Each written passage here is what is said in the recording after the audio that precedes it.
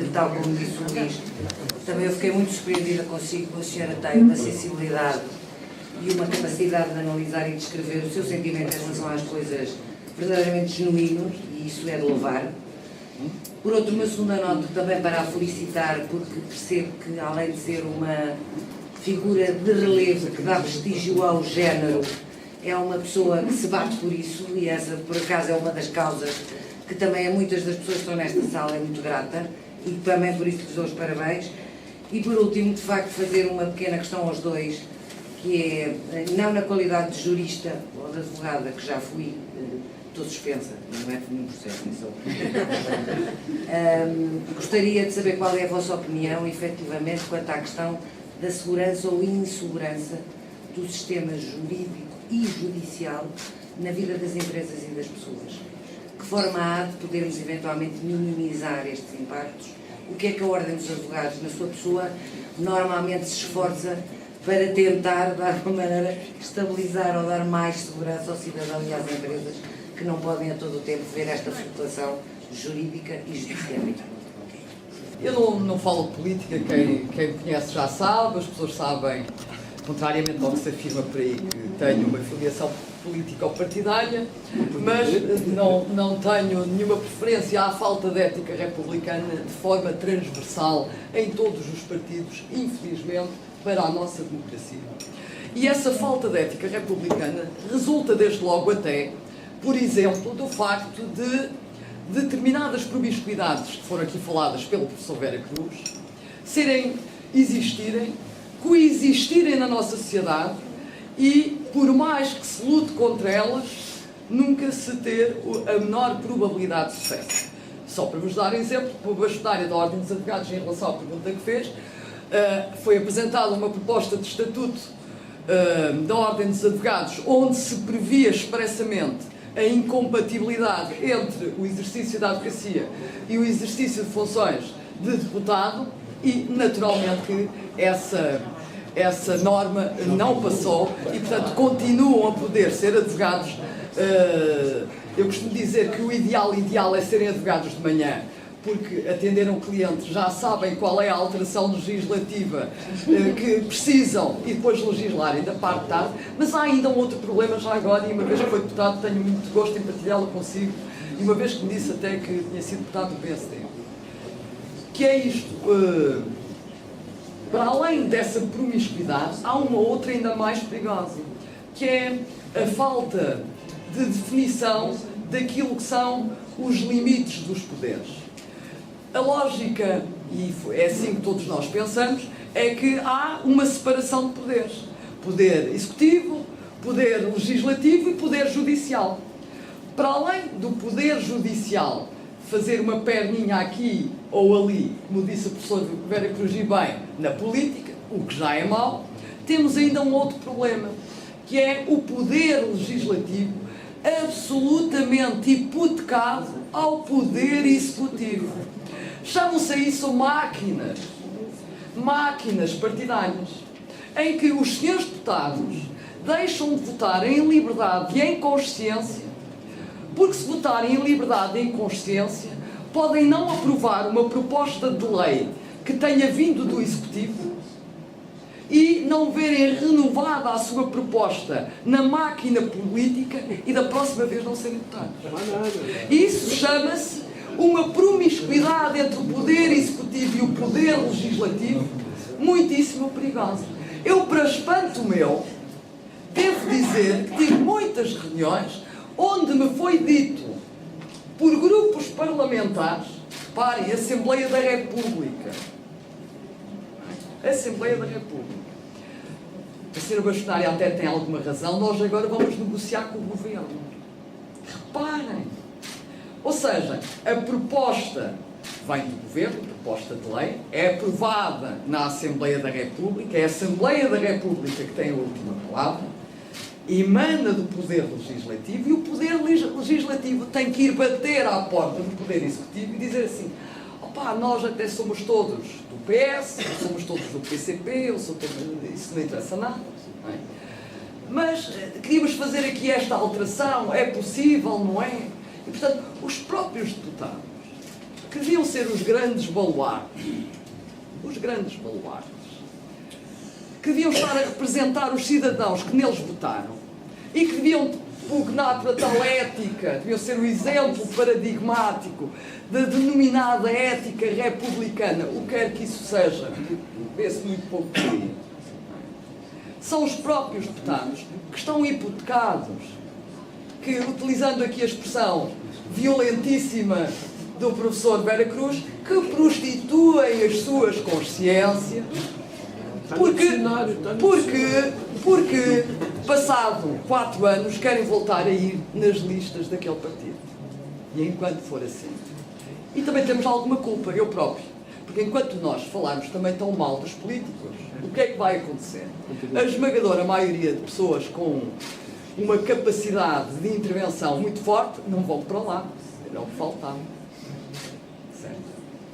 Porque são todos maus, são todos vigaristas e todos corruptos. Ora, não sendo o professor Vera Cruz nem mau, nem vigarista, nem corrupto, a probabilidade de cair nessa tentação é nenhuma, ainda por cima, por sinal, tem nacionalidade angolana, o que põe definitivamente em causa qualquer ambição dele.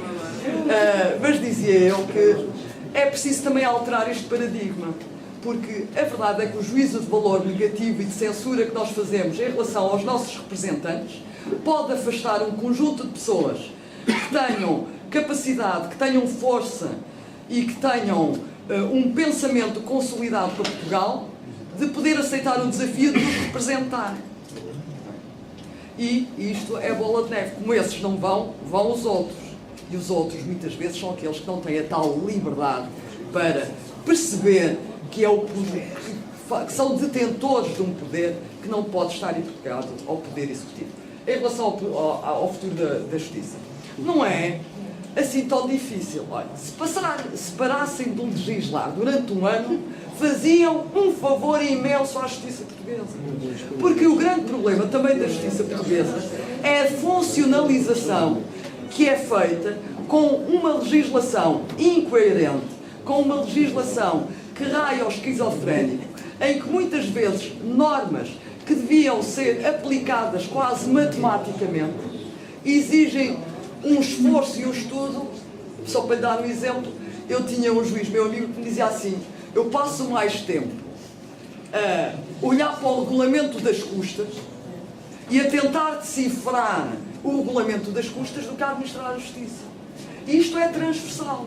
A verdade é que, por força de um conjunto de más técnicas legislativas, de um conjunto de reformas que foram substituídas por outras reformas, e por isso é que eu, quando a ministra tomou posse, a primeira coisa que lhe disse foi: espero que não faça nenhuma reforma.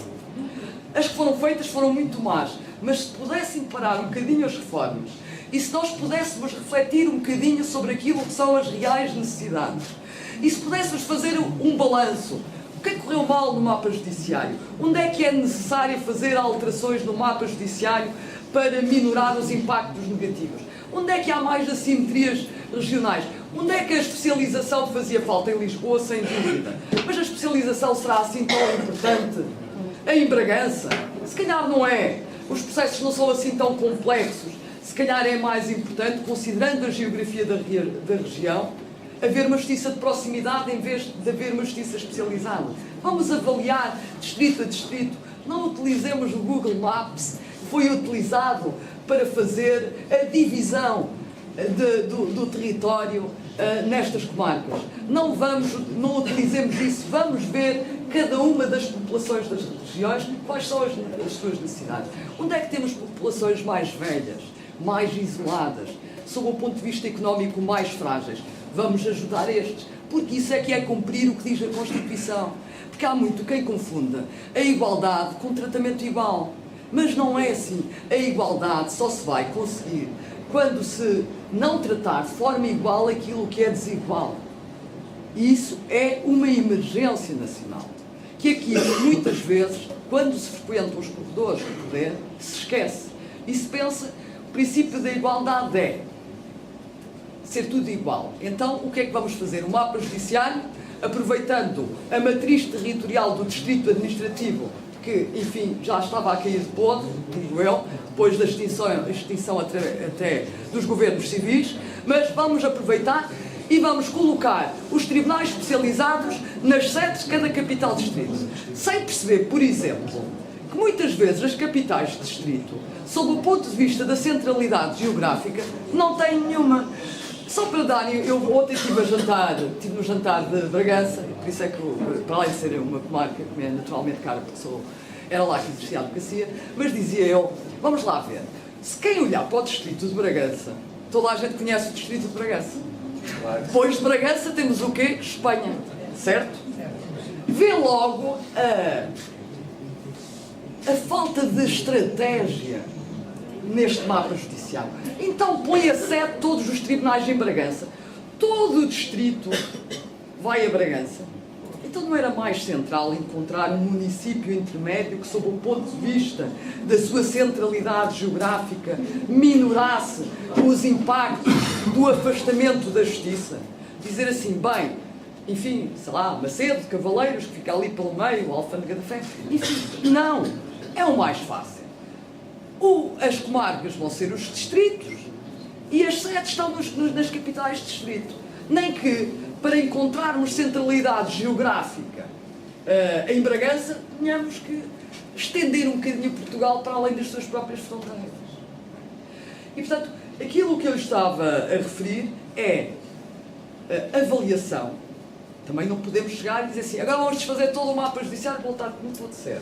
Também é outra técnica muito utilizada, é cada governante, cada ministro da Justiça quer deixar a sua marca, a sua assinatura. E, portanto, é quase... Há dias uma colega minha disse que qualquer dia levar um processo da ZANA por dizer que é a produção tipo ZANA.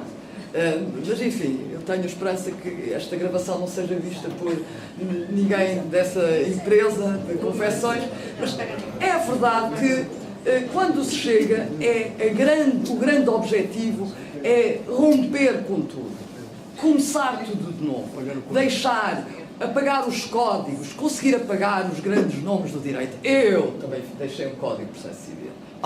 Eu deixei um novo código de processo dos tribunais administrativos. Fiz a 69ª alteração ao Código Penal, a 100ª alteração ao Código de Processo Penal. Não pode ser, é preciso fazer uma avaliação serena. E os operadores judiciários, os juízes e os procuradores e também os advogados, alguns, aqueles que são sérios, e felizmente há pessoas sérias em todas as profissões, aqueles que estão no terreno, não é muitas vezes os que estão nas cúpulas, têm identificados nos relatórios que fazem grande parte dos constrangimentos. É preciso que esses relatórios sejam lidos, sejam interiorizados, que haja uma efetiva vontade de mudar. De mudar, doa a quem doer, designadamente a nós próprios. Porque muitas vezes as políticas são determinadas por interesses corporativos. E eu já disse isso uma vez, é evidente que o bastonário da Ordem dos Advogados representa todos os advogados, mas é uma das vantagens de ser bastonário. É que, para além de representar todos os advogados, tenho ainda atribuições no âmbito da Ordem dos Advogados que transcendem essa mera representação. A Ordem dos Advogados, felizmente para os advogados portugueses, porque os próprios advogados são como a sua ordem e têm as mesmas atribuições, têm atribuições que transcendem a representação dos interesses e das prerrogativas desta profissão, para terem também uma especial intervenção na defesa do próprio Estado de Direito e na defesa dos direitos, liberdades e garantias do cidadão. E, portanto, nós muitas vezes abdicamos, como temos abdicado e como sempre se abdicou, porque a história da advocacia portuguesa está cheia, está recheada, felizmente, de nomes de todos os quadrantes políticos, desde o Francisco Sá Carneiro ao Jorge Sampaio, para ser sempre equilibrado nas minhas menções, que em assembleias da própria Ordem dos Advogados tomaram posições de defesa da democracia, de defesa dos direitos, liberdades e garantias. Mesmo que isso nos prejudique, que é uma coisa fantástica. É que muitas vezes, na defesa do próprio Estado de Direito, podemos entrar num conflito de interesses. E aquilo que tem sido a postura da Ordem dos Advogados, e hoje vejo aqui muitos advogados, alguns deles que me ouvem muitas vezes, e francamente não sei como é que têm paciência, mas esses advogados são os mesmos advogados que eu vi, por exemplo, na manifestação em frente à Assembleia da República, contra os seus interesses pessoais e profissionais. E eu vou-lhe dar um exemplo. O mapa judiciário para os advogados do município, atual município de Lisboa, o mapa judiciário não trouxe nenhum constrangimento, não trouxe nenhuma alteração fidedigna.